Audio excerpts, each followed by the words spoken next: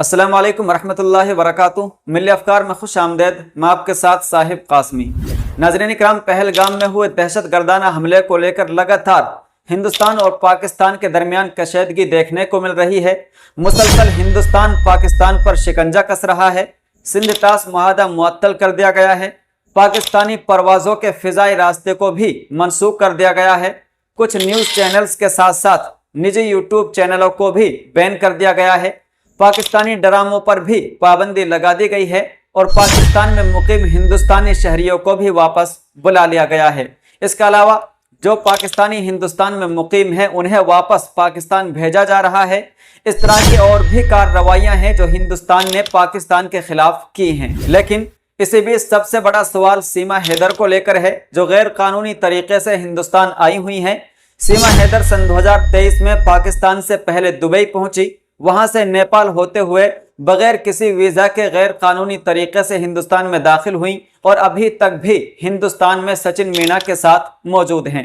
लेकिन अब पहलगाम दहशत गर्दाना हमले को लेकर सीमा हैदर की मुश्किलें बढ़ती नजर आ रही हैं, क्योंकि इस हमले से सीमा हैदर के कनेक्शन की बातें कही जा रही हैं। लोग सोशल मीडिया पर सीमा हैदर से मुताल्लिक सवालात कर रहे हैं कि वो पाकिस्तान जाएंगी या भारत में रहेंगी।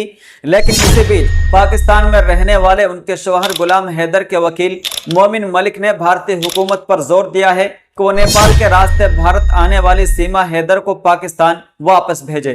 उन्होंने उसे हिंदुस्तान के दाखिली सलामती से मुताल्लिक खतरा करार दिया है।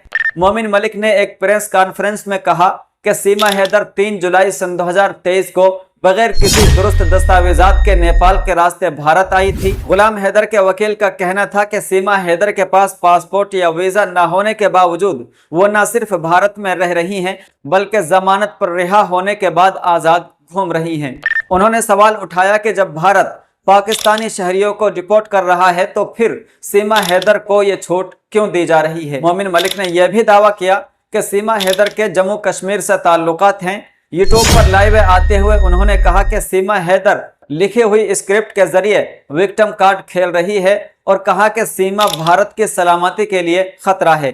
उन्होंने सीमा हैदर केस की तहकीकात में गफलत का भी इल्जाम लगाया है। मोमिन मलिक ने कहा कि सीमा ने खुद एतराफ़ किया है कि उनके कश्मीर में भी राब्ते हैं, जिसकी वजह से गुलाम हैदर के वकील ने खदशा जाहिर किया है कि यह महज मोहब्बत की कहानी या ख़ानदानी मामला नहीं है, बल्कि सिक्योरिटी का बड़ा मसला हो सकता है। उन्होंने मुतालबा किया है कि या तो सीमा हैदर को फौरी तौर पर डिपोर्ट किया जाए या उनकी जमानत मनसूख करके उन्हें जेल भेजा जाए। तो बहरहाल पहलगाम हमले के बाद जहां एक तरफ पूरे हिंदुस्तान में इसको लेकर के कड़ी निंदा की जा रही है इस हमले की, और मुल्क भर में एक तरह से प्रोटेस्ट किए जा रहे हैं, इसके खिलाफ आवाज उठाई जा रही है, सख्त एक्शन लेने की बात कही जा रही है, तो वही अब सीमा हैदर को लेकर भी आवाज उठाई जा रही है। लगातार सवाल सोशल मीडिया के जरिए से किए जा रहे हैं कि हुकूमत हिंद सीमा हैदर जो दुबई और नेपाल के रास्ते से गैर कानूनी तौर पर हिंदुस्तान के अंदर दाखिल हुई थी, क्या भारत हुकूमत उन्हें पाकिस्तान भेजेगी या फिर